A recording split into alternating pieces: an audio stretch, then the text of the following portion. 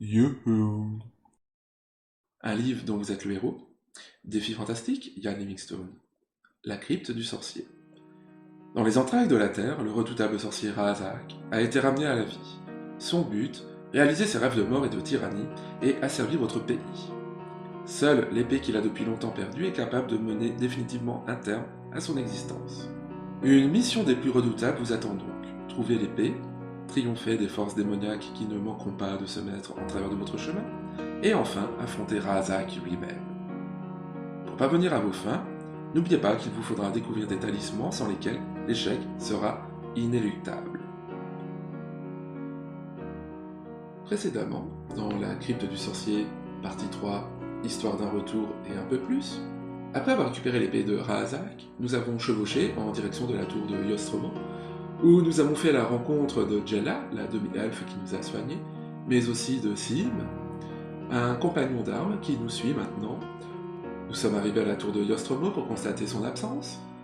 Une note nous a indiqué de le rejoindre dans une cabane au milieu des bois.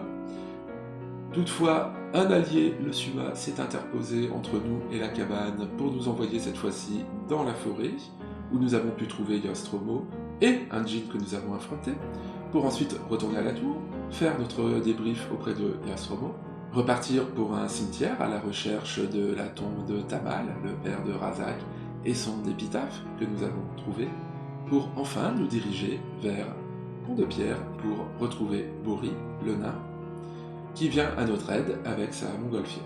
Et maintenant, la suite de notre aventure. 2 dés, un crayon et une gomme sont les seuls accessoires dont vous aurez besoin pour vivre cette aventure. Vous et vous seul déciderez de la route à suivre, des risques à courir et des créatures à combattre. Bonne chance, ceci est d'un livre dont vous êtes le héros.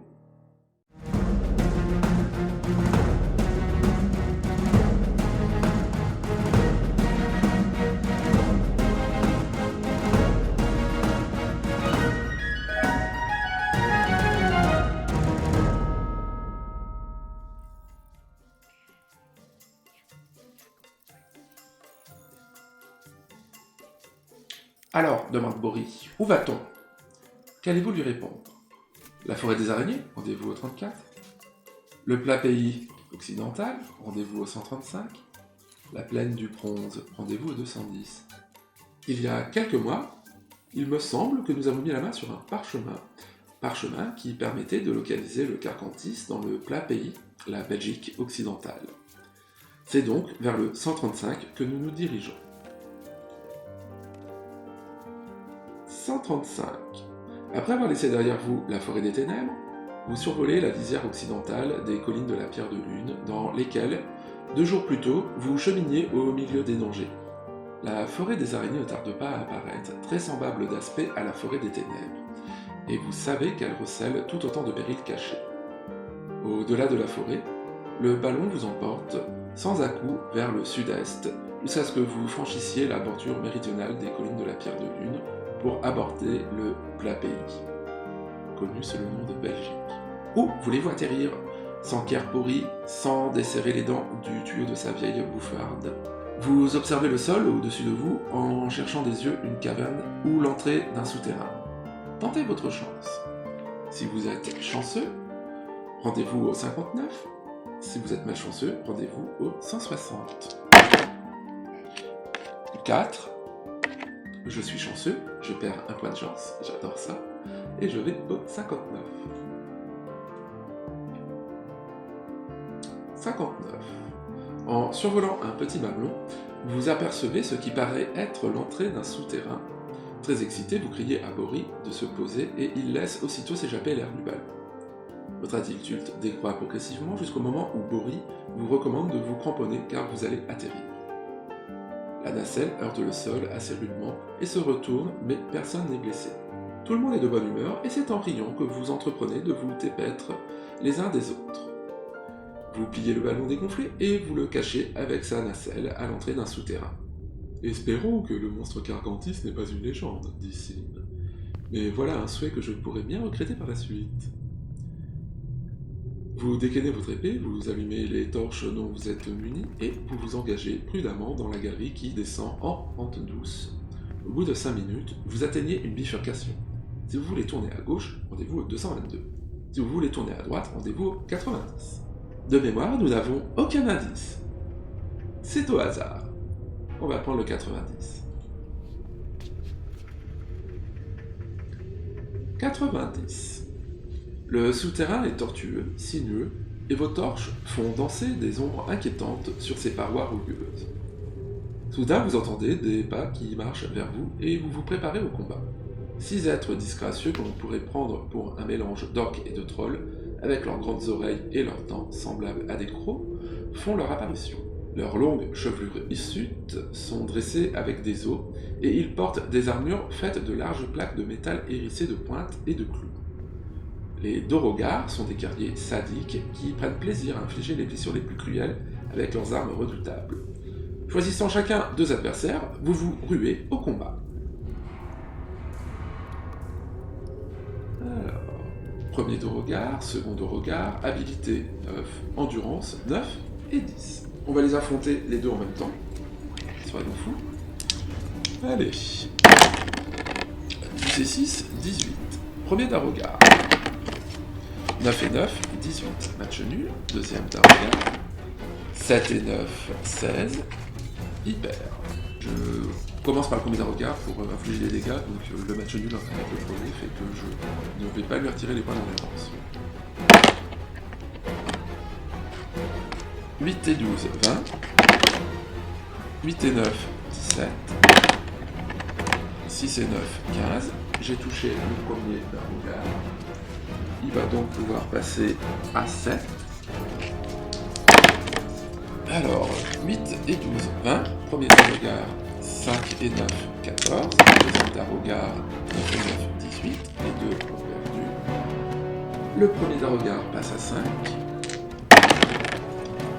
9 et 12, 21.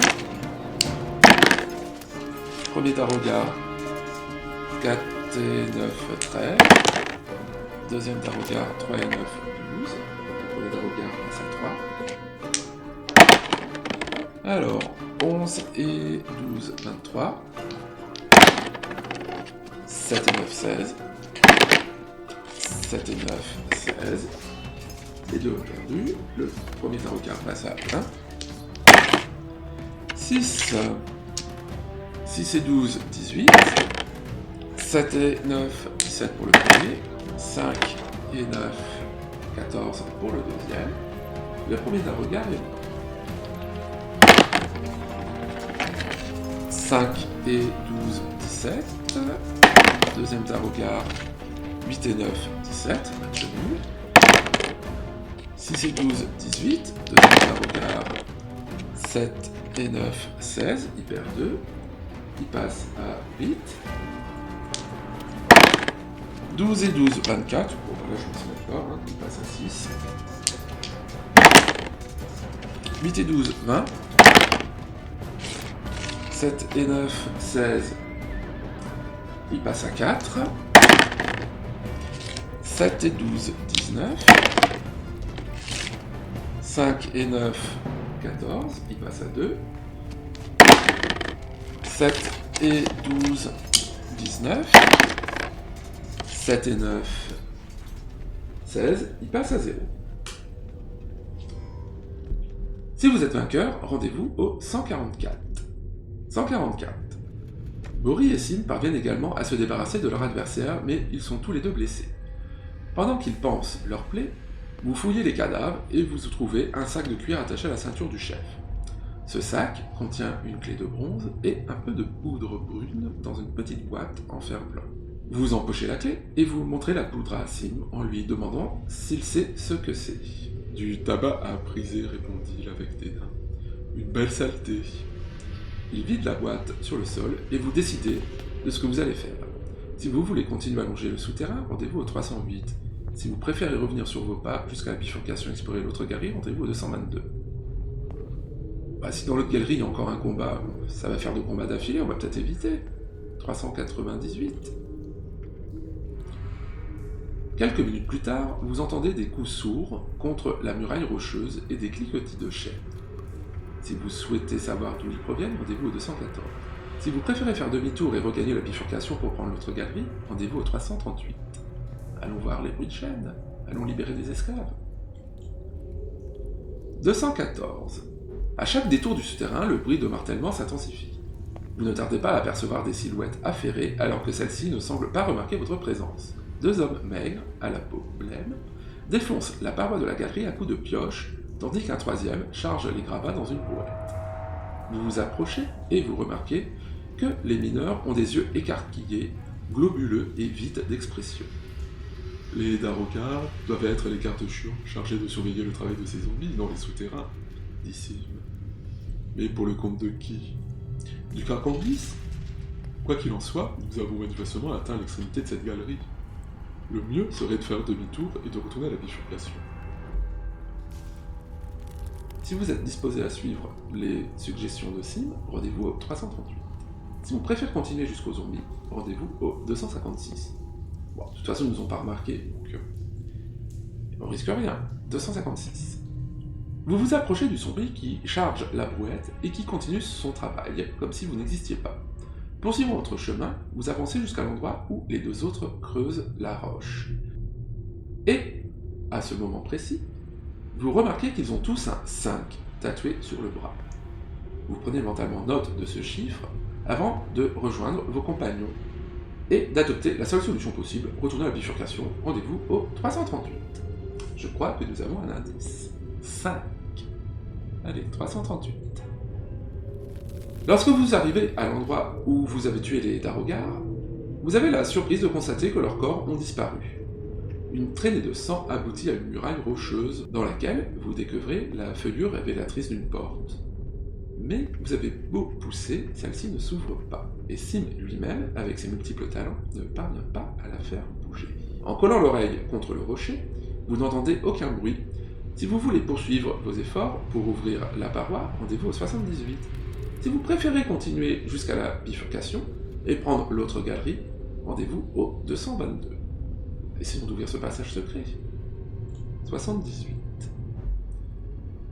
Découragé par l'insuccès de ses efforts pour ouvrir le pan de mur, Bori y renonce et s'assoit par terre. En s'adossant à la muraille, il appuie sans le vouloir sur une petite aspérité carrée et d'un seul coup, le pan du mur situé en face de lui pivote vers l'extérieur.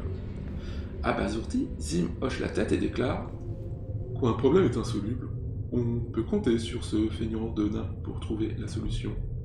Enfin, on ne va pas se plaindre de sa veine pour une fois qu'elle joue en notre faveur. » Tendant sa torche à bout de bras, Sim scrute le nouveau passage et annonce qu'il ne voit rien parce que la galerie tourne vers la gauche, mais qu'il entend un bruit inquiétant comme celui que produirait un gros animal en mâchant des os. Si vous voulez aller voir de quoi il s'agit, rendez-vous au 269. Si vous préférez revenir à la bifurcation, essayez l'autre galerie, rendez-vous au 222. Décidément, le 222, il nous est bien vendu. Allez, 269. Vous suivez la traînée de sang au-delà du tournant de la galerie et elle vous conduit au bord d'une fosse obscure. Vos torches ne parviennent pas à en éclairer le fond, mais elle est sûrement habitée car on entend quelqu'un ronger des os. La créature invisible décèle votre présence et émet des gargouillements répugnants. C'est peut-être le Carcandis, chuchote Bori. Au cas où l'un de vous désirait descendre voir, j'ai un rouleau de corde. Moi, je suis trop gros pour ce genre d'acrobatie. Sim lance au nain un regard noir et retorque. J'ai bonne envie de vous balancer dans ce trou pour détourner l'attention de la bête pendant que nous descendrons. Je plaisantais, rigole nerveusement Pourri. Vous décidez d'intervenir et vous déclarez que si c'est réellement le Carcandis qui se trouve au fond de la fosse, celle-ci doit être accessible par le bas, car il n'aurait pas pu sauter dedans. Mais qui est le maître de ces souterrains? Est-ce le Carcandis lui-même ou quelqu'un d'autre qui retient le Carcandis prisonnier? Personne ne le sait. Bon, alors, qu'est-ce qu'on fait? Demande Bori. Si vous êtes volontaire pour descendre dans la fosse au bout d'une corde, rendez-vous au 117. Si vous préférez regagner la galerie principale, retournez jusqu'à la bifurcation et tournez à gauche, rendez-vous au 222. Alors, on voit pas le fond, je ne sais pas si la corde est assez longue, a priori il y a un Carcandis qui m'attend pour me bouffer. Non, moi je vais pas y aller. 222, je suis Quar, demi-tour. 222. Le souterrain descend en pente douce, chichement éclairé par des bougies auxquelles des crânes humains fixés à la muraille à 30 mètres d'intervalle servent de support. Votre torche projette une lumière vive autour de vous, mais vous ne distinguez pas ce qui se trouve à une certaine distance. Pas plus que vous ne remarquez l'étrange créature gélatineuse collée à la voûte. Lorsque vous passez dessous, elle se laisse tomber sur vous. Lancez un dé. Si vous obtenez entre 1 et 5, rendez-vous au 296. Si vous obtenez 6, rendez-vous au 166. Bon bah a priori, il faut faire entre 1 et 5 quand même. Gary Livingstone n'est pas assez sadique pour nous demander de faire un 6. Ah bah, 6. Pas de chance. Oh, 166. Sin aperçoit la créature à la dernière seconde et vous pousse sur le côté. Le mangeur de fer s'égare sur le sol sans vous faire de mal, et rien ne s'oppose à ce que vous continuiez votre marche dans le souterrain. Rendez-vous au 151. Ah. Il fallait vraiment faire 6 pour pas se manger le mangeur de fer? Sadisme. 151. Sur le mur, un casque en fer cabossé sert de support à une bougie allumée. Comme toutes les autres torchères sont des crânes humains, vous vous demandez pourquoi celle-ci fait exception. Si vous avez envie d'essayer le casque, rendez-vous au 197. Si vous préférez ne pas vous arrêter, rendez-vous au 281. Ça pourrait être tout à fait une histoire du genre tous ceux qui ont porté le casque sont morts et les crânes servent ensuite de torchère. Je vais éviter. Allez, si vous préférez ne pas vous arrêter, 281. 281. Comme vous marchez sans regarder vos pieds, vous ne remarquez pas la pierre qui est devant vous. Tentez votre chance.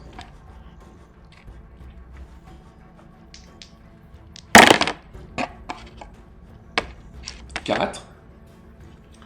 Je repère un point de chance. Je suis chanceux et je vais au 392. Vous enjambez la pierre, évitant ainsi un piège sans le savoir. Et vous continuez votre chemin. Rendez-vous au 79. 79. Devant vous retentit un cri cahotant, comme celui que produiraient des roues sur un sol rocailleux. Un être émerge lentement des ténèbres en poussant un chariot plein d'ossements. Il est hideux et très musclé, avec de longs bras terminés par des griffes acérées. Des dents pointues dépassent comme des défenses de sa bouche baveuse. En vous apercevant, le troll des cavernes pousse un grognement, lâche son chariot et bondit vers vous en brandissant une massue. Troll des cavernes, habilité 8, endurance 9. C'est à vous que s'attaque le troll des cavernes, mais Sim, habilité 10, et Bori, habilité 9, peuvent également le combattre. Vous porterez donc 3 coups au troll chaque fois qu'il vous portera un. Eh bah allez. Alors, première attaque, moi. KT, 12, 16. Ensuite, Sim, 14, et Bori, 9. 16, 14 et 9. Au troll. 5 et 8, 13. On gagne tous les 3. Le troll se prend 6 points, il passe à 3. Ça va aller vite. Moi, 5 et 12, 17. Sim, 10 et 10, 20. Et Bori, 9 et 9, 18. Au troll, 8 et 8, 16. Là encore, il se prend 6, il est mort, remort et re-remort. Il passe à 0. Si vous êtes vainqueur, rendez-vous au 19. 19. Les vêtements du troll recèlent une petite boîte en bois. Si vous voulez l'ouvrir, rendez-vous au 188. Sinon, vous pouvez soit renverser le chariot, rendez-vous au 366, soit poursuivre votre chemin en abandonnant boîte et chariot. C'est l'heure du loot! Allez, encore une boîte, 188. 188. La boîte abrite l'araignée apprivoisée du troll, une tarentule au venin mortel. Lorsque vous soulevez le couvercle, l'araignée s'échappe et s'enfuit en courant sur votre bras. Vous tentez de l'en faire tomber à l'aide de la boîte, lancez 2 dés. Si le total est égal ou inférieur au chiffre de votre habilité, rendez-vous au 204. Si le total est supérieur au chiffre de votre habilité, rendez-vous au 305. Bah, j'ai 12. Si je lance 2 dés, je peux faire 12 maximum, donc forcément, je vais être au moins égal. Donc, bah, 204. 204. Vous faites tomber l'araignée d'un coup sec et vous l'écrasez sous votre pied. C'est troll, dit Boris, en secouant la tête. Faut-il qu'il soit bête pour élever des araignées venimeuses en guise d'animaux de compagnie? Si ça se trouve, il trimbalait un serpent à sonnette dans sa carriole. Si vous voulez vider le chariot, rendez-vous au 366. Si vous préférez repartir sans toucher au chariot, rendez-vous au 40. Allez, 366. 366. Sous le chargement d'os, vous découvrez une seconde boîte en bois, beaucoup plus grosse que celle dissimulée dans les vêtements du troll. Si vous décidez d'ouvrir cette boîte, rendez-vous au 104. Si vous préférez partir sans y toucher, rendez-vous au 40. Oh, on a déjà évité une araignée, on va peut-être éviter autre chose. 40. En même temps, j'ai tous d'habilité. C'était pas compliqué d'éviter cette araignée. Si ça recommence, ça sera peut-être la même chose. 104. Allez, 104. 104. Vous soulevez prudemment le couvercle de bois et vous n'y trouvez que des bouteilles vides de pierre facochère, la poisson favorite des trolls. La boîte contient également un opuscule édité par la petite brasserie intitulé « Le livre facochère des records trolls ». Boris fait la grimace. « Pouah, de la pierre facochère !» dit-il d'un air écœuré. « Comment peut-on boire un glabasse pareil? Ces trolls sont vraiment répugnants. Ils ingurgitent n'importe quoi. Mais comme ils ne savent pas lire, je ne comprends pas pourquoi on publie ce livre. J'aimerais quand même jeter un coup d'œil pour voir à quel point les trolls peuvent être stupides. » Si vous voulez vous reposer un instant et laisser à Boris le temps de lire le livre, rendez-vous à 266. Si vous avez hâte de repartir, et si vous l'empêchez de lire le livre, rendez-vous au 40. 40 encore, parce que bon, Boris, qu'est-ce qu'il est chiant. En même temps, c'est peut-être une info importante. 266. Boris passe les 5 minutes suivantes à marmonner dans sa barbe en traitant les trolls de tous les noms d'oiseaux qui lui viennent à l'esprit. « Comment peut-on faire une chose pareille ?» s'exclame-t-il soudain. « Savez-vous combien le troll qui détient le record d'Alantia a croqué d'oreilles de Murfané au dernier concours? 119. Ces trolls sont vraiment capables de tout pour se faire remarquer. Allez, venez, on s'en va !»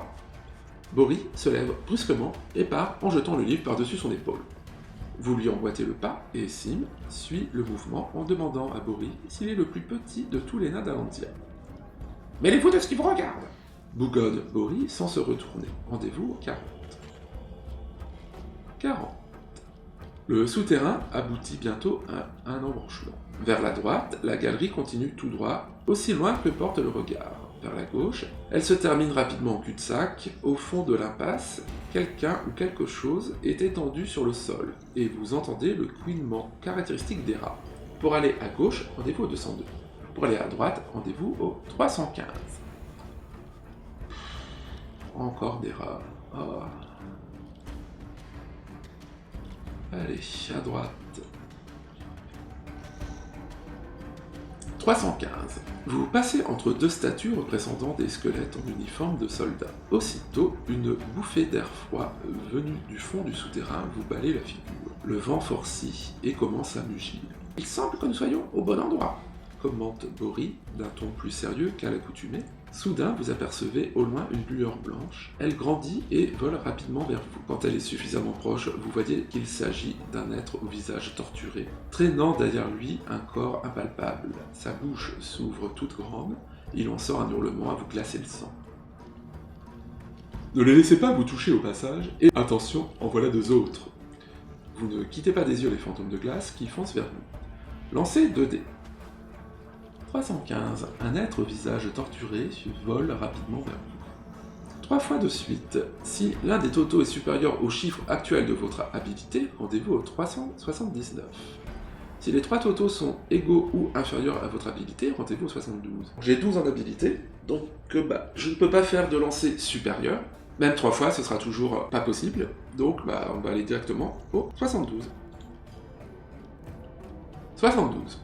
Le corps impalpable des fantômes de glace se rapproche rapidement, mais vous parvenez à les éviter. Sim et Boris réussissent également à les esquiver. Vous voyez les fantômes de glace disparaître dans les profondeurs du souterrain, et le calme se rétablit. Sur vos gardes, au cas où il y aurait d'autres fantômes de glace, vous repartez d'un bon pas dans la galerie. Rendez-vous au 245.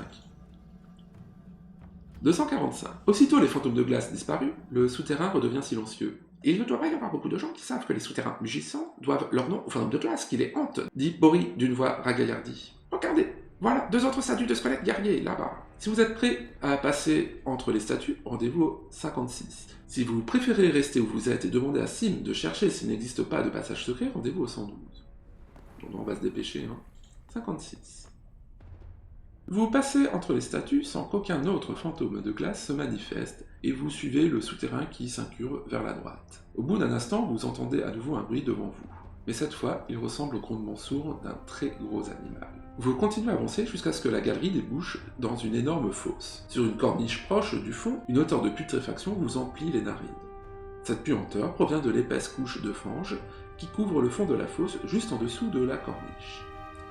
De cette boue émergent 2 pattes vertes écailleuses que vous suivez des yeux jusqu'à un tronc colossal, couronné d'une tête monstrueuse dont la gueule béante est hérissée de longs crocs pointus. Une corne blanche, spiralée, se dresse sur le front de la bête. Bien que le Carcantis ait la vue faible, il détecte aussitôt votre présence et tend vers la corniche une gigantesque patte griffue. Battant précipitamment en retraite, vous regagnez la sécurité de la galerie. Une fois hors de portée du Carcantis, vous exposez votre projet à Sim et à Bori. Descendre dans la fosse fangeuse pendant qu'il distrait l'attention du Carcantis en lui décochant des flèches. Ce plan adopté, vous tirez votre épée et vous retournez sur la corniche.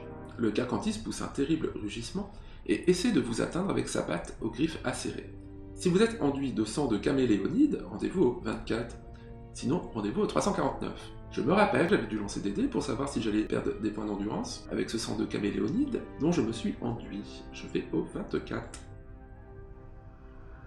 24. Sans aucune intervention consciente de votre part, le sang du caméléonide dote automatiquement votre corps d'un nouveau mécanisme de défense. Votre peau prend la même teinte verdâtre que la fange de la fosse, et vous disparaissez subitement aux yeux du Carcantis. Bien qu'il soit toujours conscient de votre présence, il ne parvient pas à vous atteindre avec ses griffes. Et Sim et Bori détournent son attention en décochant des flèches sur son énorme torse.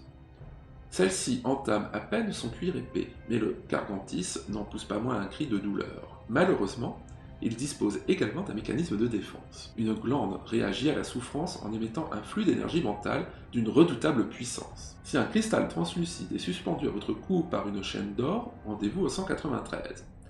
Si vous ne portez pas ce cristal, rendez-vous au 307. Je me souviens, il y a quelques mois, d'avoir fouillé une barrique et d'avoir trouvé pas mal de choses dans un fond caché, dont un cristal translucide avec une chaîne en or. 193. Votre cristal de raison neutralise l'agression mentale et vous protège tous les trois d'un terrible accès de folie. Réalisant que le Carcantis est un animal d'une puissance fabuleuse, vous décidez de réfléchir à un nouveau moyen d'en venir à bout. Si vous souhaitez toujours descendre dans la fosse et attaquer la bête à l'épée, rendez-vous au 147. Si vous préférez vous y prendre différemment, rendez-vous au 375. Je pense que je vais me faire exterminer si je vais au 147. On va utiliser la ruse. 375. 375. Vous pouvez tenter d'utiliser l'un des objets suivants s'ils sont en votre possession. Lequel allez-vous choisir? Un miroir d'argent? Rendez-vous au 394. Une baguette en argent? Rendez-vous au 128. Un crâne de rat? Rendez-vous au 98. Si vous ne possédez aucun de ces objets, vous ne pouvez compter une fois de plus que sur votre épée. Rendez-vous au 147. La baguette d'argent que j'ai reconstituée dans le cimetière. Baguette qui paralyse. 128. 128. Si vous êtes en possession des deux moitiés de la baguette magique, vous devriez maintenant savoir à quoi elle sert et comment utiliser ses pouvoirs. À votre avis, s'agit-il d'une baguette fulgurante? Rendez-vous au 387. D'une baguette transmutante? Rendez-vous au 206. D'une baguette paralysante? Rendez-vous au 38. Avec cette baguette, j'ai paralysé un lapin. Au passage, comme je disais, il fallait bien avoir les deux extrémités de la baguette au cimetière, sans quoi on avait perdu la partie. Allez, une baguette paralysante, 38. 38. L'effet de la baguette ne peut agir que sur un seul être à la fois. Si vous voulez employer celle-ci contre le Carcantis, il vous faut d'abord libérer mentalement la créature que vous avez paralysée antérieurement. Contre quoi avez-vous utilisé la baguette? Ah bah, je l'ai dit tantôt. Un lapin, rendez-vous au 311. 311. La baguette magique à la main, vous représentez le lapin que vous avez pétrifié. Quelque part, à des centaines de kilomètres de là, le lapin revient à la vie et reprend sa course sans même se rendre compte que celle-ci a été interrompue. Vous braquez alors la baguette sur le carpentis et vous regardez en retenant votre souffle une gigantesque patte griffue s'abaisser pour vous saisir. À votre grand soulagement, la patte s'immobilise brusquement à quelques centimètres de votre visage. Le carpentis est paralysé et Bori et Sim manifestent bruyamment leur joie. Vous laissez l'agile Sim escalader un couteau entre les dents, le corps figé de la bête. À califourchon sur les épaules du carpentis, Sim cisaille lentement la corne blanche, la détache et la brandit triomphalement au-dessus de sa tête. Puis il saute à terre et vous remet le trophée légendaire et souriant de toutes ses dents. Après vous êtes émerveillé de la beauté de la corne, vous glissez celle-ci sous votre ceinture. Allons-y, dites-vous, et vous ramenez vos deux compagnons dans la galerie.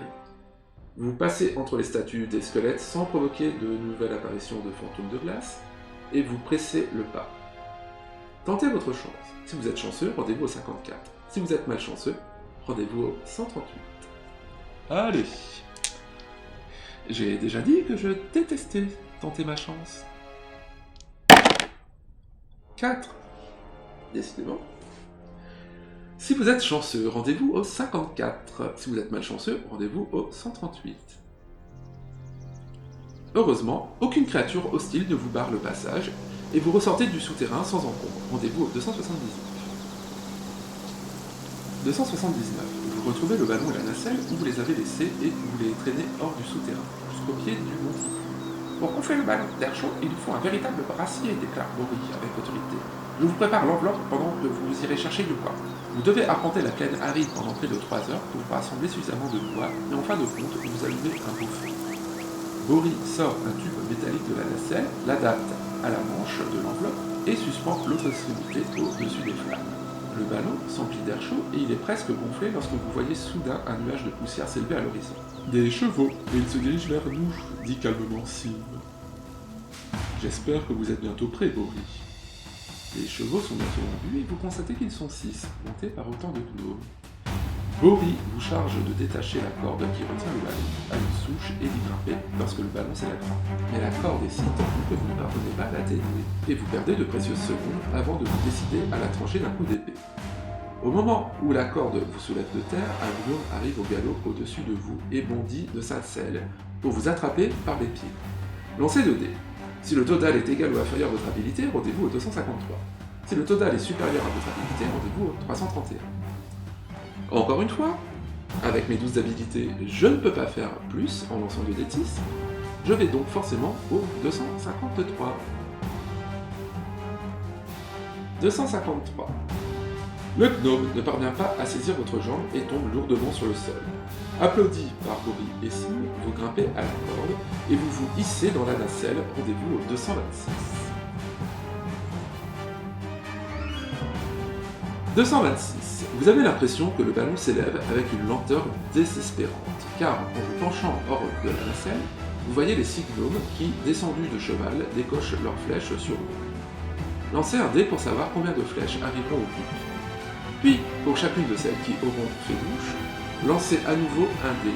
Si vous obtenez entre 1 et 5, la flèche s'est figée dans la nacelle.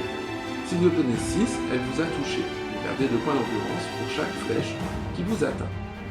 Si vous êtes encore en vie, rendez-vous au 294. Alors, premier dé, combien de flèches? 4. 1 à 5, la flèche s'est fichée dans la nacelle. 4, une flèche dans la nacelle.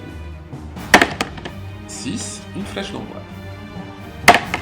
1, une flèche dans la nacelle. 3, une flèche dans la nacelle. Nous avons donc 3 flèches dans la nacelle et une flèche sur moi. Je perds 2 points d'endurance, je passe à 21. 294. Le ballon s'élève hors de portée des flèches. Oh la échappée belle, bambane Bori. Mais là-haut, au moins, on est tranquille. Espérons que les vents continueront à nous pousser vers le nord-ouest. Fatigué, vous vous asseyez au fond de la nacelle et vous décidez de faire un petit somme. Mais Bori, maintenant qu'il a retrouvé son cher ballon, est d'humeur causante et s'efforce de vous tenir réveillé. C'est incroyable ce que tout peut être cher de nos jours, dit-il. Vous savez ce que coûte une masse d'armes, même dans une ville de voleurs comme le port de Sable Noir? Si vous êtes disposé à poursuivre la conversation, rendez-vous au 198. Si vous préférez demander à Boris de se taire et de vous laisser dormir, rendez-vous au 49. 49, oui, tais-toi Boris. Bon, en même temps, c'est clairement un indice qui va nous être balancé, donc 198. Vous répondez avec lassitude que vous n'avez pas la moindre idée de ce que peut coûter une masse d'armes. 35 pièces d'or, pas moins, s'exclame Boris. C'est grotesque! Pour ce prix-là, on peut s'offrir une paire de belles bottes de cuir, une épée et un bouclier. Et il vous restera encore de quoi vous payer un repas chaud et une panne de pierre dans une taverne. Quand je serai rentré chez moi, je me ferai forgeron et je me spécialiserai dans les armes. Pendant les 2 heures suivantes, Boris continue à papoter. Enchaînant légendes des nains et anecdotes personnelles, mais soudain, Sim, dans le bras vers l'ouest, écrit « Regardez, un point noir dans le ciel, et il se dirige vers nous. » Lorsque vous tournez les yeux vers l'objet volant, votre cœur se serre et rendez-vous au 152. 152. Le dragon rouge lance un jet de flamme sur le ballon. Ah. 152. L'objet volant est vite identifié, c'est une gigantesque créature ailée, dotée d'un long cou et d'une grande queue pointue. Elle est couverte d'écailles rouges et mesure près de 25 mètres. Certains dragons sont indifférents, d'autres sont hostiles, mais un dragon rouge adulte est toujours agressif. Et comble de malheur, il a le pouvoir de cracher le feu. Boris, si vous ne posez pas ce truc en vitesse, nous sommes fichus, avertit Sim. Mais il est déjà trop tard, le dragon rouge fonce en piqué et lance un jet de flamme en plein sur le ballon, qui prend aussitôt feu et tombe comme une pierre. Si vous savez comment appeler le Suma à votre secours, rendez-vous au paragraphe correspondant.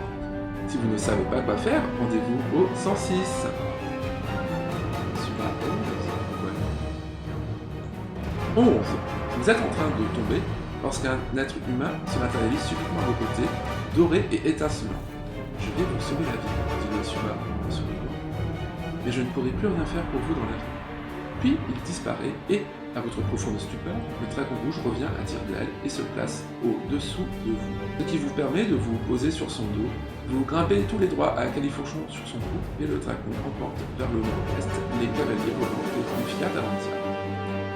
Les collines de la Pierre de Lune sont bientôt en vue et le dragon rouge se pose en vol plané. Il reprend son essor dès que vous avez mis pied à terre et vous vous retrouvez sain et sauf. Comme la nuit ne va pas tarder à tomber, vous cherchez des yeux un endroit où dormir afin d'être bien reposé pour affronter votre ultime adversaire. Si vous décidez de camper sous les arbres voisins, rendez-vous au 257.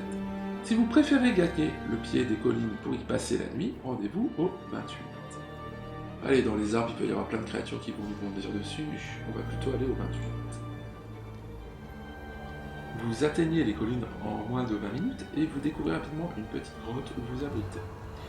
Vous vous endormez aussitôt et vous vous réveillez peu après le lever du soleil. Ajoutez 2 points à votre endurance. Parfait, je repasse à 23. Le ciel est toujours aussi triste et gris et en sortant de la grotte, vous remarquez que toute l'herbe environnante est morte. Alors que les arbres noirâtres semblent carbonisés. On va pas être loin de la crevasse, dit Boris en vous rejoignant. Il suffit de renifler. On sent la vapeur pestilentielle d'ici, approuve Sim, en émergeant à son tour de la caverne. Allez les gars, qui m'aime me suivent. Au moment où Sim commence à gravir la pente, Boris signale qu'un homme vêtu d'une longue robe se dirige vers la grotte. Si vous voulez attendre pour savoir de qui il s'agit, rendez-vous au 167. Si vous préférez suivre Sim, rendez-vous au 313. Qui peut bien traîner dans le coin? Je suis curieux. 167. Vous constatez bientôt qu'il s'agit d'un petit vieillard attrapé d'une longue robe jaune. Il est complètement chauve et apparemment aveugle. Bien qu'il se dirige vers la caverne d'un pas alerte en explorant le sol du bout de son bâton noueux. Double sens. Lorsqu'il arrive à votre hauteur, vous voyez que sa robe est couverte d'étranges symboles. Brusquement, il s'immobilise et se redresse, mais ne dit mot. Si vous voulez lui parler, rendez-vous au 87. Si vous préférez continuer à escalader la colline, rendez-vous au 313. Parlons au vieux vieillard mystique. 96. La région est trop dangereuse pour faire confiance à qui que ce soit, fût-ce un aveugle. Vous resterez à bonne distance du vieillard et vous lui demandez où il va. Rendre visite à mon vieil ami le guérisseur, répond-il d'une voix douce. Il vit dans les collines de la Pierre de Lune. Mais vous-même, qu'est-ce qui vous amène ici? Si vous répondez que vous êtes venu tuer Razak, rendez-vous au 179. Si vous répondez que vous êtes un servant de Razak, rendez-vous au 76. Alors, si ça se trouve, c'est le guérisseur, c'est le maître de Jemla, donc a priori c'est un ami, 179. 179. Le vieil homme sourit et hoche la tête d'un air satisfait. La tâche que vous vous êtes assignée est positivement titanesque, et j'aimerais vous aider si je le pouvais. Je possédais autrefois une connaissance étendue des symboles et des langues que j'ai interprétées jusqu'au jour où le maudit seigneur Azur m'a fait crever les yeux dans ses oubliettes du port de sable noir. Le magicien Nicodème est parvenu à me faire libérer, mais évidemment, mes talents sont maintenant bien diminués. Néanmoins, si vous êtes en possession d'un écrit quelconque, dont vous ne comprenez pas le sens, mais que vous pouvez me lire, je serai heureux de vous venir en aide. Si vous possédez un parchemin portant un texte kabbalistique, rendez-vous au 336. Si vous ne détenez pas de parchemin, rendez-vous au 195. Alors j'ai ce vieux parchemin que j'ai trouvé dans le repère du géant des montagnes, avec l'indication 66, je vais donc au 336. 336. Vous lisez à haute voix le texte écrit sur le parchemin, et le vieil homme s'irrite vite de votre mauvaise prononciation. « Éplez-moi les mots, lettre par lettre, dit-il d'un ton bourru. Vous vous exécutez, mais lorsque vous avez terminé, le vieillard garde le silence. Il finit par pousser un grognement de satisfaction et déclare « Eh bien, vous avez découvert quelque chose de très intéressant. La langue est de l'Amakéen. Les Amakéis, au cas où cela vous intéresserait, sont les derniers survivants d'un âge plus magique que le nôtre. Il en reste encore quelques-uns dans les contrées désertiques. Ce sont des êtres très étranges, avec un petit corps desséché et une grosse tête de vautour que des envoûtements secrets maintiennent en vie bien au-delà de la durée normale de leur existence.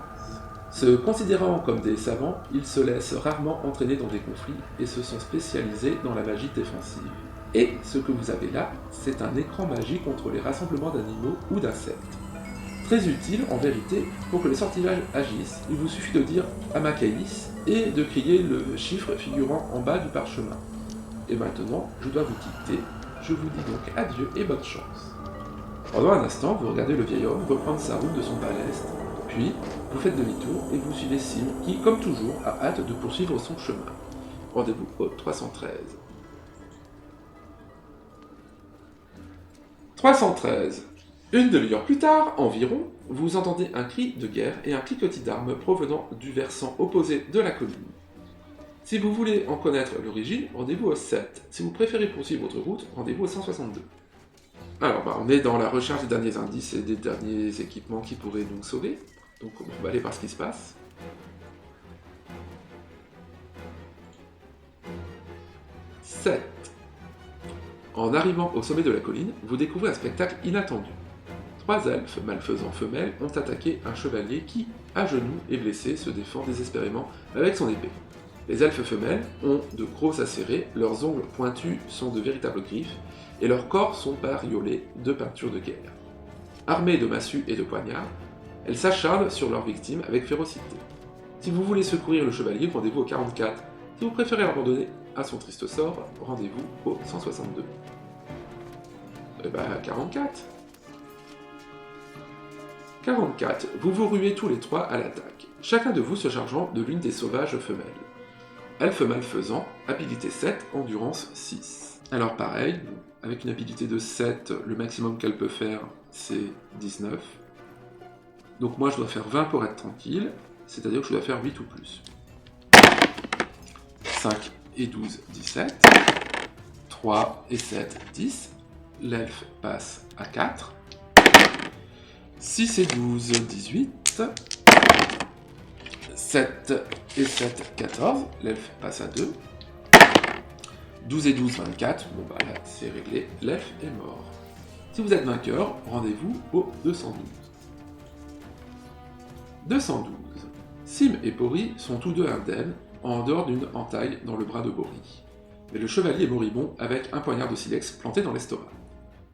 L'un de vous est-il le détenteur de l'épée de Razak ? Demande-t-il d'une voix mourante. Vous répondez que vous êtes en possession de l'épée. Alors, j'aurai accompli ma mission. J'ai un message de Yastromo à vous transmettre. Si vous tuez Razak, fuyez immédiatement la crypte, sinon vous périrez. Le brave chevalier n'en dit pas davantage et meurt avant même que vous ayez pu le remercier. Savoir que Yastromo continue à vous aider, fût-ce de loin, raffermit votre résolution et vous repartez plus déterminé que jamais. Rendez-vous au 162. 162. Au bout d'une heure de marche difficile dans les collines noircies, vous atteignez enfin votre but. La crevasse éventre le fond d'une vallée comme une énorme plaie d'où s'échappent des vapeurs putrides. Vous approchez avec circonspection de sa bordure déchirée et vous jetez un coup d'œil dans l'ouverture béante. Le long d'une des parois des marches s'enfonce dans un gouffre ténébreux. Vous reculez pour élaborer un plan d'action. Si vous décidez d'attendre qu'un servant de Razak se manifeste, rendez-vous au 81. Si vous préférez descendre les marches tout de suite, rendez-vous au 381. 81. Au bout d'une heure environ, une silhouette encapuchonnée sort de la crevasse, vêtue d'une robe noire en lambeaux et tenant un bâton noir. Le personnage regarde de tous côtés, et vous constatez que sa tête est un crâne de squelette, mais dodé d'yeux rouges luisants. Un servant satanique, chuchotez-vous. Je me charge de lui. Inconscient du danger, le servant satanique se met à genoux et se livre à tout un rituel de prosternation et de litanie. Vous profitez de l'occasion pour vous jeter sur lui, l'épée au poing. Sans éprouver la moindre peur, il se défend à main nue, et sa force surhumaine vous surprend. Servant satanique, habilité 8, endurance 7. Combattez le démon inférieur comme un adversaire ordinaire, mais si vous remportez 2 assauts consécutifs, le sortilège qui l'anime sera rompu et il ne restera plus de lui qu'un tas d'ossements sans vie. Si vous êtes vainqueur, rendez-vous 93. Et va aller, 2 assauts. 7 et 12, 19. 6 et 8, 14. Il a perdu. Il passe à 5. 4 et 12, 16. 7 et 8, 15. C'est direct. Il est mort. Allons 93. 93. Vous dépouillez le démon de sa longue robe que vous enfilez en rabattant les capuchons de façon à dissimuler votre visage. C'est parfait pour vous, mais nous autres, qu'est-ce qu'on fait demande Bori. Vous lui répondez que vous jugez préférable d'y aller seul, que cela attirera moins l'attention. Ce plan ne plaît ni à Bori ni à Sim, mais ils reconnaissent que sans déguisement, il serait plus une gêne qu'une aide. Ils acceptent de vous attendre pendant 3 heures, après quoi, si vous n'êtes pas de retour, ils se mettront à votre recherche. Après leur avoir serré la main, vous descendez l'escalier qui s'enfonce dans les profondeurs obscures de la crevasse. L'atmosphère méphitique vous soulève le cœur, mais vous n'en continuez pas moins. Vos yeux s'accoutument progressivement à la pénombre, et votre nez lui-même finit par s'habituer à la puanteur. En arrivant au fond, vous constatez que la vapeur émane d'une vaste coupe de pierre contenant un épais liquide pourpre qui rougeoie, comme du métal en fusion. Cette mixture ne dégage aucune chaleur, uniquement l'odeur nauséabonde. Vous apercevez également de l'eau dans une vasque rocheuse. Et vous vous dites qu'en versant de l'eau dans la coupe, vous arrêteriez peut-être l'émanation de vapeur. Si vous voulez mettre cette idée à exécution, rendez-vous 64. Si vous préférez ne pas vous attarder et chercher plutôt la crypte de Razak, rendez-vous au 181. Alors, en effet, on va tout de suite passer à la suite. Au mieux, si ça fonctionne, quelqu'un va venir vérifier ce qui se passe. Au niveau discrétion, c'est pas terrible. Donc on va tout de suite passer à la suite. On cherche la crypte. 181. 181.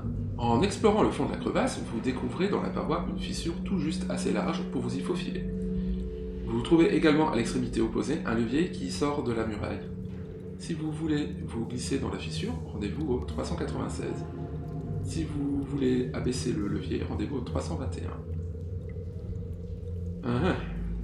N'appuyez pas sur le gros bouton rouge. Allez, 396. En vous faufilant tant bien que mal par la fissure, vous débouchez finalement dans une vaste salle vide. 2 chandelles noires l'éclairent chichement et vous remarquez qu'il fait extrêmement froid. Un passage étroit s'ouvre dans le mur opposé et il y a une trappe dans le sol fermée par un verrou. En posant votre oreille contre la trappe, vous entendez quelque chose bouger. Si vous voulez déverrouiller la trappe, rendez-vous au 228. Si vous préférez emprunter le passage étroit, rendez-vous au 297. Allez. 297. 30 mètres plus loin, la galerie débouche dans une autre salle. Le sol est changé de grade humain qui semble tous avoir été défoncé par un instrument contendant. À l'une des extrémités de la pièce, une lourde porte de fer est fermée par de solides verrous. En vous en approchant, vous entendez frapper des coups assourdis contre le panneau. À l'autre bout de la pièce s'ouvre une arcade dont les voussures sont sculptées de démons et de serpents. Si vous désirez déverrouiller la porte de fer, rendez-vous au 115. Si vous préférez franchir l'arcade et emprunter la galerie qui la suit, rendez-vous au 264. Allez. Le souterrain aboutit bientôt à une bifurcation. Si vous voulez prendre la galerie de gauche, rendez-vous au 156. Si vous voulez prendre la galerie de droite, rendez-vous au 199.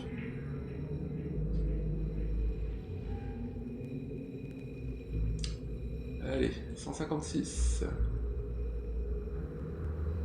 Le seul éclairage de la froide galerie souterraine provient de bougies noires fixées de 10 mètres en 10 mètres. Certaines sont consumées, d'autres ne donnent plus qu'une petite flamme fascinante. Si vous décidez d'attendre que quelqu'un vienne remplacer les bougies, rendez-vous au 191. Si vous préférez continuer, rendez-vous au 217. Bon, on va voir ce qui se passe. 191. 191. Au bout d'une dizaine de minutes, vous entendez un cliquetis assourdi de chaînes traînant sur le sol de pierre et une silhouette ne tarde pas à apparaître à la bifurcation.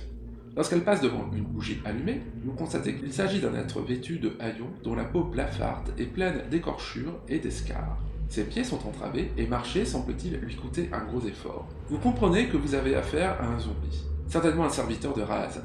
Le mort-vivant s'arrête à 10 mètres de vous et fixe une bougie neuve dans une applique vide. Si vous voulez attaquer le zombie, rendez-vous au 101. Si vous préférez vous éloigner à pas de loup et continuer à suivre la galerie, rendez-vous au 217. Attaquons le zombie. 101. Ah, c'est pas une attaque. 101.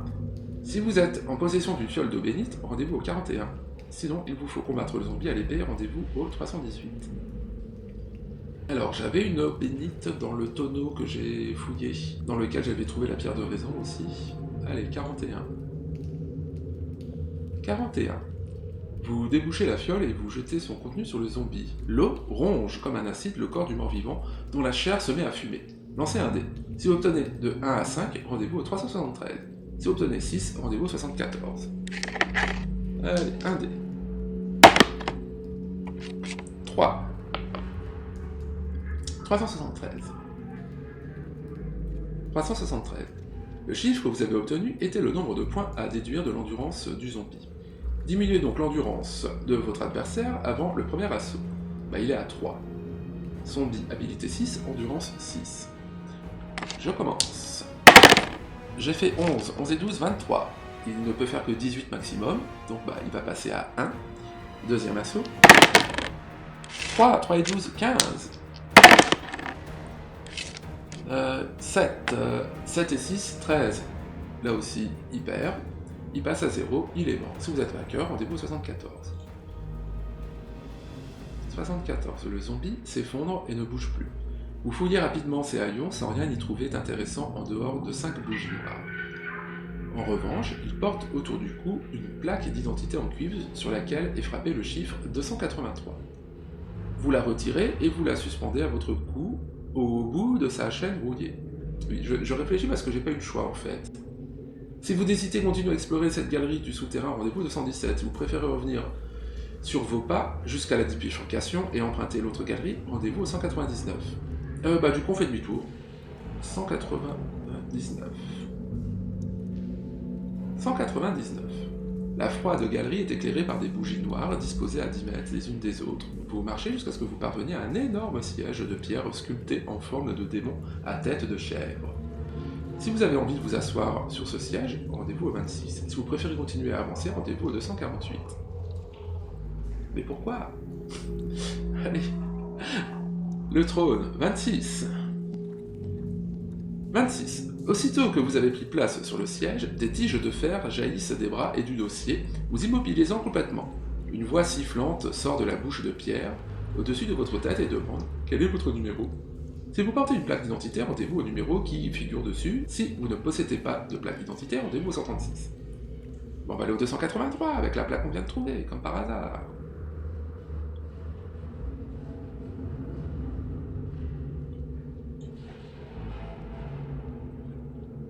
283. Vous entendez un grincement d'engrenage et l'énorme siège commence à pivoter dans une ouverture de la muraille. Les barres qui vous emprisonnaient rentrent dans leur logement et vous libèrent dans une vaste pièce.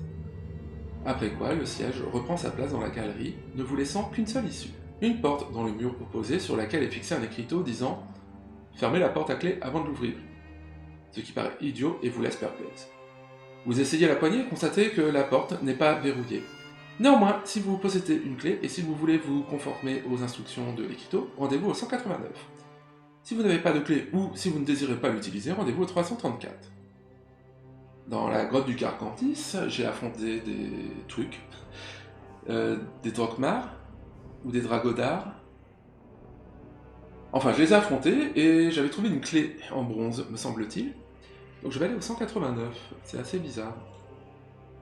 189. Vous tirez la clé de bronze de votre poche, voilà, c'était bien ça. Vous l'introduisez dans la serrure et vous la fermez à double tour. Après quoi, vous appuyez sur la poignée et vous constatez que, bien qu'elle soit verrouillée, la porte s'ouvre. De plus en plus intriqué, vous franchissez l'œil et vous pénétrez dans une pièce glaciale, ornée de statues représentant des démons et des divinités malfaisantes. Au fond, un squelette est assis, immobile, sur un trône ouvragé. Il est drapé dans une robe de pourpre et d'or, et coiffé d'une couronne enchâssée de pierreries. Derrière le trône se dresse une imposante porte de granit. Soudain, la mâchoire du squelette se met en mouvement et une voix sépulcrale annonce « Je suis Hérodieu, prince des squelettes, maître du savoir et gardien de la crypte du nécromancien Rahazak. Que venez-vous faire ici, misérable vermisseau ?» Vous cherchez véritablement une réponse appropriée?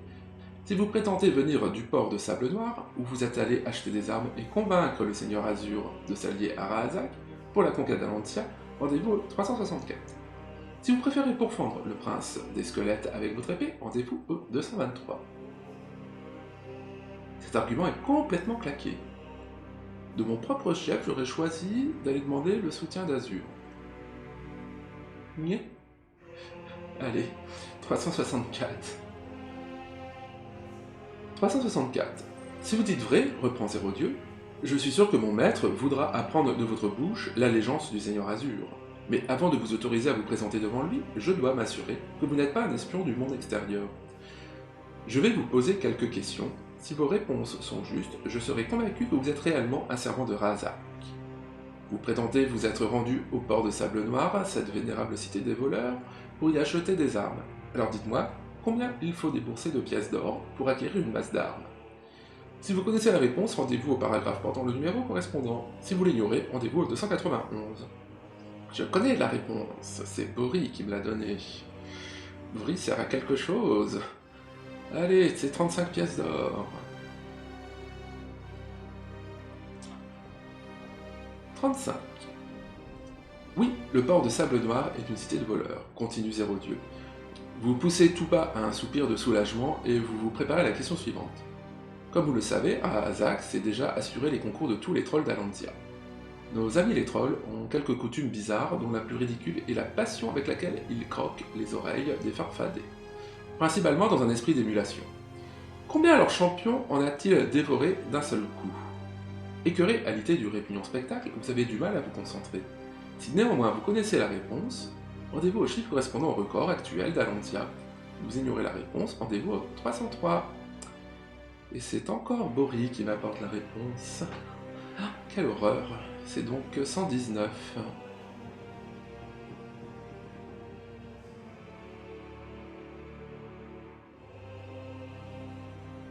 Stupide troll. Nous avons besoin d'eux pour l'instant, mais il est évident que Rahazak s'en débarrassera quand il aura conquis Alantia. Ce sont de simples valets chargés de nourrir le Carcantis que Rahazak a élevé et qui sera le fer de lance de son armée contre les forces d'Alantia. Vous songez à la corde blanche dissimulée sous votre robe et vous détournez les yeux en déglutissant avec effort à l'idée que le prince des squelettes pourrait remarquer votre embarras.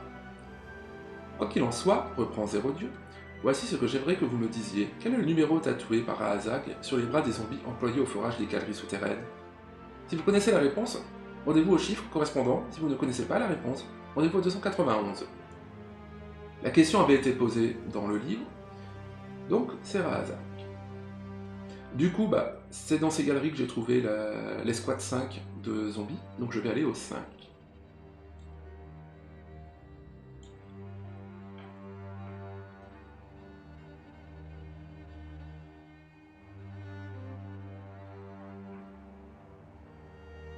Deux, 3, 4, 6. Il n'y a pas de 5. Ah, ce n'est pas grave. J'ai le livre sous la main. 5.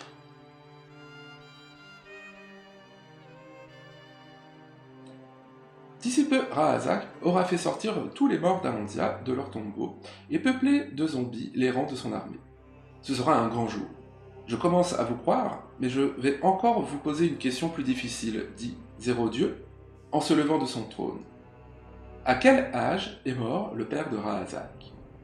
Si vous connaissez la réponse, rendez-vous au numéro correspondant à l'âge auquel Tamal est décédé. Si vous ne connaissez pas la réponse, rendez-vous au 303. 108, donc je vais au 108. Le père de Rahazak est mort à 108 ans.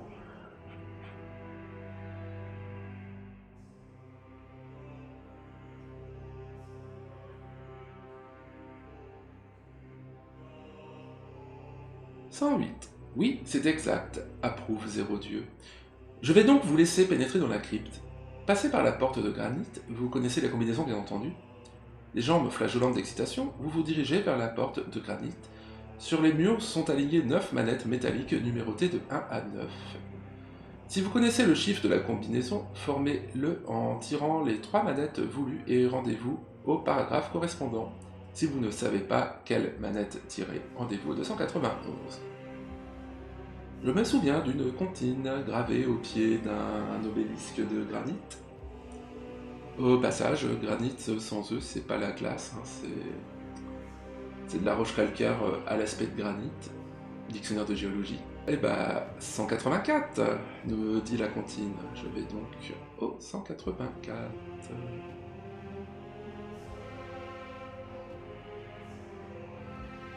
Ah, j'ai oublié lui, tiens. Au passage. Un squelette est assis immobile sur un trône. Zéro Dieu. Assez vénère. 184. 184. L'énorme porte de granit coulisse lentement et des volutes de brouillard glacé s'en échappent.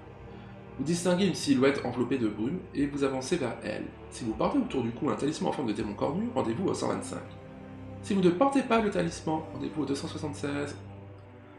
C'est le centaure qui me fonçait dessus après le lac qui portait ce talisman et j'ai refusé de le porter vu que c'était une tête de démon. Et bah, je vais peut-être le regretter, j'ai peut-être perdu la partie là-dessus. 276. La silhouette s'avance lentement vers vous et soudain, à travers la brume, vous vous apercevez qu'il s'agit de votre vieil ami, le grand magicien Yastrom. Bonjour, dit-il d'une voix joviale. Avouez que vous ne vous attendiez pas à me rencontrer ici. Si vous portez une bague en or sertie d'une pierre chatoyante, rendez-vous au 326. Si vous ne portez pas une telle bague, rendez-vous au 164. Ce n'est pas une des bagues de la vallée des ossements, c'était la lune, la dague et le crâne. Mais par contre, j'ai tué un golem avant d'arriver au lac, dans lequel se trouvait à l'intérieur, c'est une bague en or, sertie d'une pierre chatoyante. Donc oui, je l'ai, j'ai tué le golem pour ça, et c'était pas facile. 326. Aïe. Vous l'ignorez, mais la pierre de votre bague est connue sous le nom d'œil de lynx. Celui qui la porte devient si clairvoyant qu'aucune illusion ne saurait l'abuser. Quels que soient les pouvoirs du magicien qui l'a provoqué, les traits de Yastromo s'estompent progressivement et le hideux Rahazak apparaît sous son horrible aspect. Son corps grotesque le fait ressembler à un insecte, avec son énorme bosse dominant une tête démesurée. L'un de ses bras traîne par terre alors que l'autre est atrophié, étiolé. Un gros œil protubérant semble prêt à tomber de son orbite et un rictus figé dore le côté gauche de son visage. 326. Les traits de Yastromo s'estompent progressivement et le hideux Rahazak apparaît sous son terrible aspect. Des veines rougeâtres palpitent sur son crâne chauve et jamais vous n'avez éprouvé une telle répulsion. Je savais que vous n'étiez pas des nôtres, ricane-t-il. Je sens la présence de mon épée cachée sous votre robe, mais vous n'êtes pas de taille, misérable vermine. Il tend soudain son bras rabougri et un éclair jaillit du doigt décharné pointé vers vous. Si vous avez aspiré la fumée qui se trouvait dans un globe brisé, rendez-vous au 351. Si vous n'avez pas aspiré la fumée magique, rendez-vous au 259. Ça, c'était encore chez le géant des montagnes dans son repère. J'avais ouvert le petit coffre avec les rats dedans et l'armure. Et sinon, donc, il y avait le globe et la fumée qui protègent. 351. 351. Lorsque la boule de feu se détourne de votre corps, vous décidez de la surprise sur le visage de Rahazak. Il projette un nouvel éclair, mais celui-ci dévie également. Comprenant que vous êtes protégé contre la foudre, Rahazak se met à marmonner des mots que vous ne saisissez pas. Aussitôt, ses doigts grouillent d'énormes insectes bouffis qui essaiment de sa main comme s'il tenait la pointe d'un cône fondissant. Si vous êtes en possession d'un parchemin amakéen, c'est le moment de l'utiliser en appelant les Amakéis et en vous rendant au numéro figurant sur le parchemin. Si vous ne possédez pas de parchemin, rendez-vous au 222. Parchemin, trouvé là aussi chez le notaire du géant, décrypté juste à l'entrée du gouffre de Rahazak, du coup 66, dessous.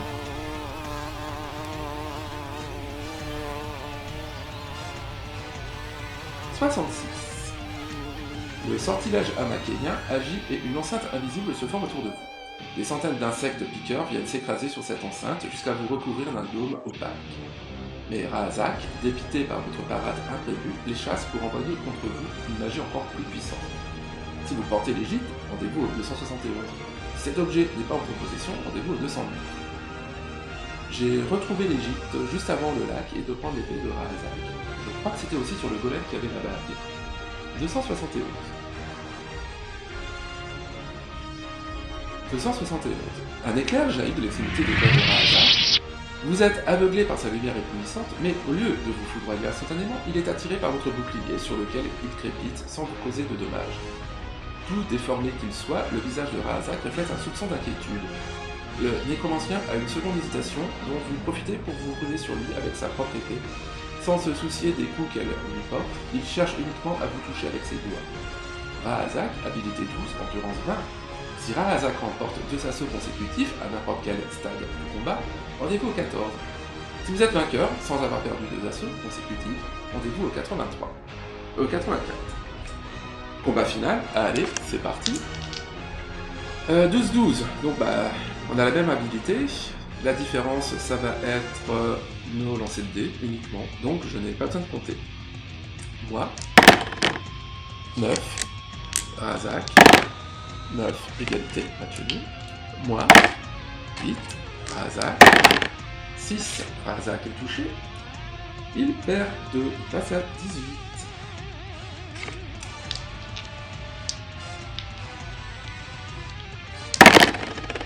6, 9, Rahazak touche, il gagne. Je perds 2. À moi. 6, Rahazak, 4, je le touche, il passe à 16. À moi. 9, 10, il touche, je perds 2. À moi. 12, bien, tranquille. 10, je le touche, il passe à 14. 10, allez, 6, je le touche, il passe à 12. 7 pour moi, 5 pour lui, il passe à 10. 7 pour moi, 7 pour lui, match nul. 7 pour moi, 6 pour lui, il passe à 8. 4 pour moi, 6 pour lui, je perds 2. À moi. 9, à lui, 7. Il passe à 6. À moi, 11. À lui, 7. Il passe à 4. À moi. 8. À lui. 5. Eh ouais, je vais tenter ma chance. Chance réussie. Il prend 2 de plus. Et il est mort. Alors, si vous êtes vainqueur sans avoir perdu 2 assauts consécutifs, 84. 84. Vous savez ce qu'il vous reste à faire pour anéantir à tout jamais le nécromancien. Sentant la corne blanche dessous votre robe, vous l'enfoncez dans la poitrine de Rahazak. Un hurlement effroyable retentit dans le silence de la crypte, et en quelques secondes, il ne reste plus à l'endroit où est tombé Rahazak qu'un peu de poussière sur le sol. Le brouillard se dissipe et vous découvrez le grand sarcophage de pierre dans lequel Rahazak est resté couché durant plus de 100 ans. Si vous désirez examiner l'intérieur du sarcophage, rendez-vous au 390. Si vous préférez quitter la crypte le plus vite possible, rendez-vous au 233. Fuyons. 233. En sortant de la crypte, vous entendez un grondement sourd et de petites pierres accompagnées d'un peu de poussière se détachent de la voûte. Vous comprenez que le souterrain ne va pas tarder à s'effondrer et que votre survie est une question de rapidité. Si le chiffre actuel de votre endurance est égal ou supérieur à 6, rendez-vous au 400. S'il est inférieur à 6, rendez-vous au 58. Oh la loose. 400. 400. Au moment où vous atteignez l'escalier conduisant hors de la crevasse, les calories souterraines commencent à s'effondrer. Vous grimpez les marches 4 à 4 et vous êtes accueillis par Bori et Sim et Yostrom. Je croyais que vous étiez, commencez-vous, mais l'épuisement vous fait perdre connaissance avant que vous ayez pu terminer votre phrase. Lorsque vous reprenez vos esprits, vous êtes couché dans le lit douillet et vos 3 amis sont assis à votre chevet. Bravo, dit le magicien avec un grand sourire. Vous avez réussi, et comme promis, vous ne vous êtes pas transformé en squelette. Notez bien qu'il s'en est pas fallu de beaucoup. J'ai été terriblement inquiet quand vous vous êtes évanoui près de la crevasse. J'ai eu du mal à neutraliser le pouvoir de l'épée de Rahazak et à l'arracher de votre main. Elle est maintenant enfouie au fond de la crevasse, sous des tonnes de décombres et de rochers. On ne devrait plus jamais entendre parler d'elle. Allez, debout, le moment est venu de célébrer votre victoire. Et pour ce qui est de la célébrer, vous la célébrez. Bah ça, tu m'étonnes. Et bah maintenant, il reste à répondre à la grande question. Pourquoi c'est mon préféré? Pourquoi j'adore celui-là? Bah, il y a un côté épique quand même. On a affronté Rahazak, ça n'a pas été facile. Ce livre est quand même réputé comme étant extrêmement dur. À côté de ça, on a chevauché dans des collines, on s'est retrouvé sur les rives d'un lac perdu, on a exploré une forêt à la recherche d'un cimetière, plusieurs grottes se sont offertes à nous, dont celle du Carcantis qu'il a fallu fouiller avec des embranchements. On a voyagé en montgolfière, et en plus, on a exploré une crevasse où, dès que vous faites un pas de côté, vous êtes mort. Donc, voilà, j'adore le côté épique, j'adore le voyage qu'on nous propose avec tous les lieux visités. C'est rendu possible parce que c'est le one through pass, il n'y a qu'un seul chemin. Donc en fait, dès qu'on dévie, on est vite mort. Donc du coup, il n'y a pas trop de bifurcation, il n'y a pas trop d'embranchement. Ce qui permet de raconter une histoire qui est au final quand même assez longue, je trouve, et dépaysante. À côté de ça, les dessins sont fantastiques. C'est assez... C'est l'esprit, on va dire, jeu de rôle années 80, pour moi en tout cas. Et en plus, la couverture, elle est à base du mammouth. On nous promet une aventure avec une liche à la clé. Là, le dessin m'a tout de suite... La couverture m'a tout de suite tapé de l'œil. L'aventure m'a tapé de l'œil aussi, j'ai adoré. Je me suis pris plusieurs dizaines de fois pour réussir, je pense. Ici, on voit le résultat final quand on connaît par cœur le chemin, à force de le faire. Tout ça qui fait que c'est mon livre préféré. Et sur ce, amusez-vous bien, bonne lecture et à bientôt.